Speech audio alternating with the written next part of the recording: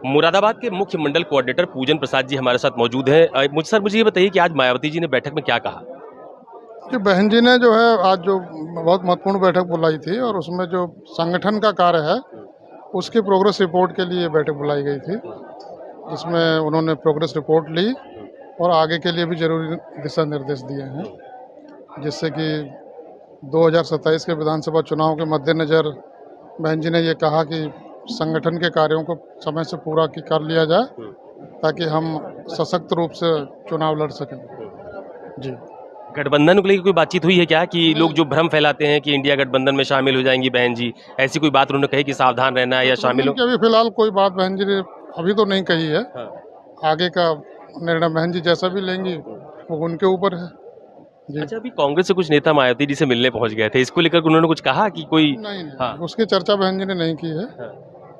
और अब वो इंसिडेंटली कोई लोग मिलने आए होंगे क्या या मिलने नहीं आए थे, ये तो वो लोग जाने, लेकिन बैठक में उस चीज़ की कोई चर्चा नहीं हुई। विधानसभा चुनाव अकेले लड़ेगी बसपा? अभी कोई इस तरह की बात नहीं है। फिलहाल उसमें कोई बहन जी ने कोई निर्देश नहीं दिया, ना कोई बात बताई है। प्रत्याशी चयन कब तक करना है? तो जितना जल्दी हो सकेगा उसको प्रयास किया जाएगा। कोई टाइमलाइन सेट की है उन्होंने? नहीं, टाइमलाइन नहीं है, जल्दी से जल्दी उसको हम लोगों को यही मगअप करना है कि भाई अच्छे से अच्छा प्रत्याशी मिले। और सबसे बड़ी बात है कि संगठन की मजबूती हमारी होनी चाहिए, मतलब उम्मीदवार जिताऊ होना चाहिए। सर। और कोई खास बात हुई बैठक में?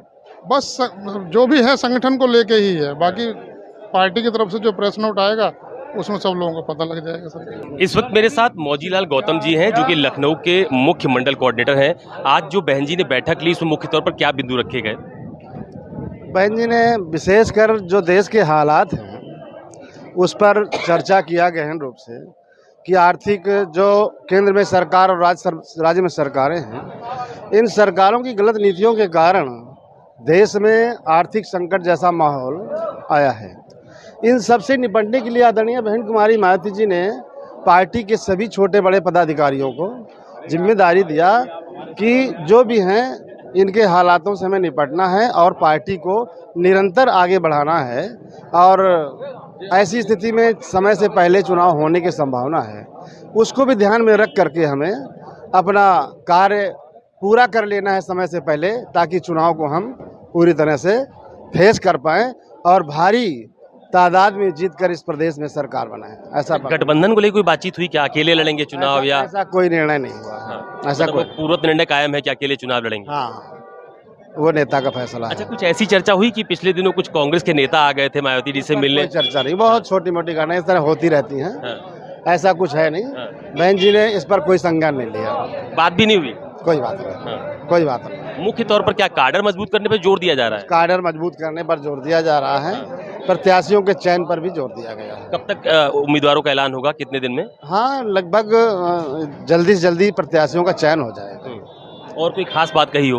विशेष कुछ खास बात नहीं है। हम लोगों को चयन, प्रत्याशियों के चयन और पार्टी के कैडर को मजबूत करना, गठन जो रिव्यू करना है, जो हमारा SIR के बाद जो बूथ बढ़े हैं उनको रिव्यू करके आगे बढ़ना है और प्रत्याशी। और इंडिया गठबंधन को लेकर कोई बातचीत? कोई ऐसी बात कोई बात नहीं। चलिए, ये लखनऊ के मुख्य मंडल कोऑर्डिनेटर मौजीलाल गौतम है, जिनका साफ तौर पर कहना है कि मायावती ने इस बात की आशंका जाहिर की है कि शायद विधानसभा के चुनाव समय से पहले हो सकते हैं, लिहाजा पार्टी को अपना कार्डर और मजबूत करना होगा।